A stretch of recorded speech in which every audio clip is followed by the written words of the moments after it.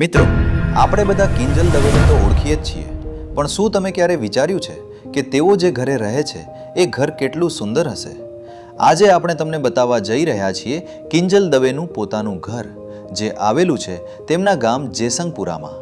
આ ઘર જોઈને તમે ચોક્કસ કહેશો, વાહ, સાચી મહેનતનું પરિણામ આ જ છે. તો વિડીયો અંત સુધી જરૂર જોતા રહેજો. જો તમે આ ચેનલ પર નવા હો તો સબસ્ક્રાઇબ કરી દેજો, કારણ કે અહીં તમને મળે છે આવી જ સાચી અને રસપ્રદ માહિતી. મિત્રો, કિંજલ દવેનું આ ઘર આવેલું છે ગુજરાતના પાટણ જિલ્લામાં જેસંગપુરા ગામમાં. હા મિત્રો, તેમણે શહેરમાં નહીં પણ પોતાના ગામમાં જ આ સુંદર ઘર બનાવ્યું છે, અને આ જ વાત તેમને ખાસ બનાવે છે. મિત્રો, આ ઘર એમ જ નથી બન્યું. આ ઘરની પાછળ છે કિંજલ દવેની વર્ષોની મહેનત. નાનકડા ગામથી શરૂઆત કરીને આજે તેઓ ગુજરાતની ટોપ સિંગર બની ગઈ છે, અને આ ઘર તેમની સફળતાનું સાક્ષી છે. ચાલો મિત્રો, હવે ઘરની બહારથી વાત કરીએ. બહારથી ઘર જોતાં જ તમને તરત જ તેની સુંદરતા દેખાઈ જશે, અને તેની ડિઝાઇન સરળ હોવા છતાં પણ ખૂબ જ સરસ લાગે છે. ઘરની આગળ એક નાનો બગીચો છે, જે આખા ઘરને શાંતિભર્યો લુક આપે છે. અને મિત્રો, ઘરનો ગેટ પણ ખૂબ જ સુંદર બનાવેલો છે.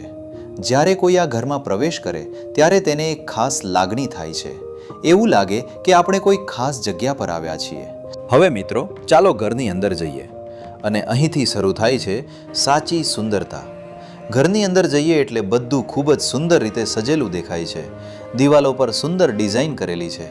આ ડિઝાઇનને કારણે ઘર વધુ આકર્ષક લાગે છે. મિત્રો, ઘરના દરેક રૂમમાં જરૂર મુજબની તમામ સુવિધાઓ આપવામાં આવી છે. બેસવા માટે સારો સ્પેસ, સારી લાઇટિંગ અને આરામદાયક વાતાવરણ, જેને કારણે આ ઘર માત્ર દેખાવમાં જ નહીં પણ રહેવા માટે પણ ખૂબ જ સારું છે. પણ મિત્રો, આ ઘરની સૌથી મોટી વાત શું છે ખબર છે? કે કિંજલ દવે એ આ ઘર પોતાના ગામમાં બનાવ્યું છે.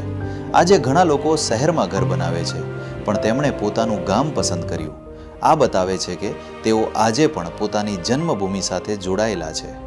અને મિત્રો, આ વાત આપણને શીખવે છે કે આપણે કેટલા પણ આગળ જઈએ પણ આપણું મૂળ વતન ક્યારેય ભૂલવું નહીં. તો મિત્રો, તમને કિંજલ દવેનું આ ઘર કેવું લાગ્યું? કમેન્ટમાં જરૂર લખજો.